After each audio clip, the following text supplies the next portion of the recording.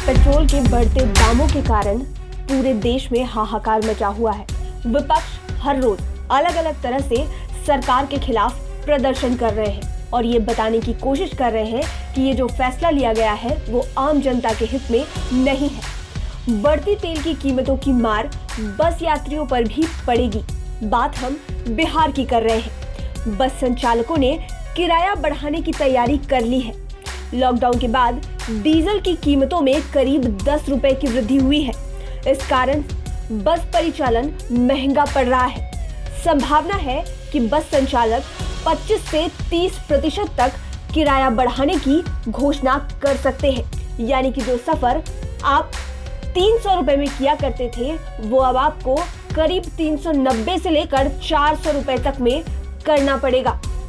पूरे राज्य में 65,000 निजी बसें और 600 बसें बिहार राज्य पथ परिवहन निगम की है।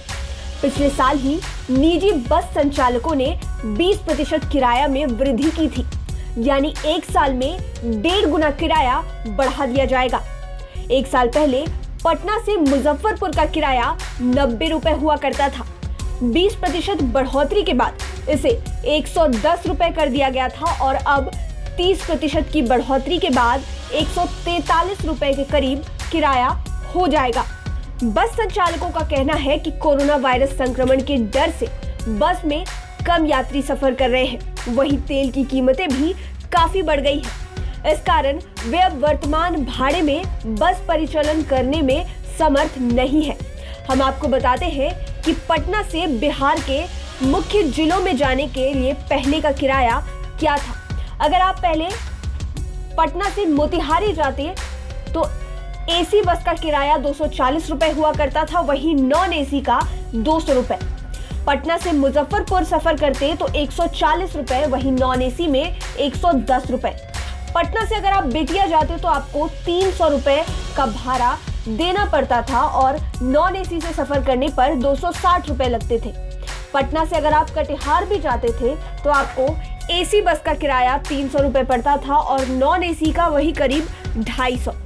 पटना से सीतामढ़ी जिले तक अगर आप जाते तो एसी बस का किराया 220 रुपए और नॉन एसी का 190 रुपए।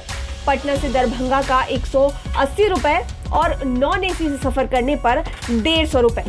पटना से मधुबनी जाते तो एसी से 240 रुपए लगते और नॉन एसी से 200 रुपए। पटना से अगर आप सिलीगुड़ी जाते तो 600 रुपए आपको किराया भरना पड़ता और अगर नॉन एसी से जाते तो 550 रुपए। पटना से रांची जाते तो 350 रुपए और नॉन एसी से 300 रुपए। पटना से टाटा जाते तो 650 और नॉन एसी का 600।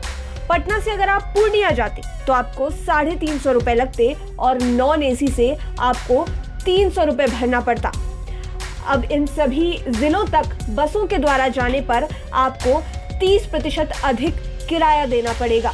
यानी कि वर्तमान में जो भाड़े हैं उसमें 30% की बढ़ोतरी करने की तैयारी की जा रही है। बस संचालक अब समर्थ नहीं है कि इन बढ़ते तेलों के दामों के साथ पुराने किराए पर वो पैसेंजरों को उनके गंतव्य स्थान तक पहुंचाएं। बिहार राज्य ट्रांसपोर्ट फेडरेशन के अध्यक्ष कहते हैं कि लॉकडाउन के बाद डीजल की कीमतों में करीब 10 रुपए की बढ़ोतरी हुई है। तेल की कीमत बढ़ने के बाद अब बस भाड़े में भी बढ़ोतरी की तैयारी है। जिला परिवहन पदाधिकारी बताते हैं कि राजधानी में बस और टेम्पो के किराया का निर्धारण क्षेत्रीय परिवहन प्राधिकार करता है, जिसके प्रधान प्रमंडलीय आयुक्त होते हैं। बस और राज्य स्तरीय किराया परिवहन विभाग मुख्यालय तय करता है, लेकिन अब ये तय है कि डीजल और पेट्रोल की कीमतों के बढ़ने के बाद और जिस तरह से लॉकडाउन में पैसेंजर्स बसों के द्वारा कम सफर कर रहे हैं उसके मद्देनजर अब बस का किराया 30% तक बढ़ा दिया जाएगा, जो कि आम जनता की जेब पर अच्छा खासा असर डालने वाला है। Bureau report, live cities.